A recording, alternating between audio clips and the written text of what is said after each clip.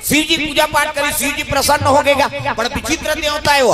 हाँ, शंकर जी महाराज होकर मन आगे नहीं तो एक दिन में प्रकट हो जाए, और मन नहीं आते नहीं तो जीवन बीत जाए घोरा मात्रा। कैसे? अब अभी शिव भक्ति अब बढ़ है, जब ले प्रदीप मिश्रा है तब ले इतना दिया बड़ा थे शंकर जी चर्चा राजा तो हमार मन करवार साफ करे। देखो भैया तू मन कथा बोले आओ जी, मैं पानी काजी वाला ये मन तो आगे बारा थे।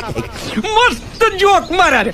सम्मार के दिन इतना दिया बार थे, हर गांव कुकुर मन मीटिंग होगी। आज गांव नहीं रहना है रे। कैसे? शंकर जी के मंदिर में बफर सिस्टम है ते पिसान के दिया बाहर के लहुटे ते वो झपटी सो। कैसे? कम से कम पशु जलोक माथा टेका थे, धर्म काम कराओ ऐनी। अरे हाँ, घर में एक जन जलोक उपवास है ना तब पूरा परिवार बरे हुआ। एक कथा होते थे केवल दीवानी बारे का, गाँव वाला मन बारे हो। अब मोड़ीला डोला पथरा हो सुकुरदुम हो जाता हो। ये कथा होते गाँव वाला मन बारे का। कैसे? ये 20 बार प्रेम समूह दुर्गा मैया की जय।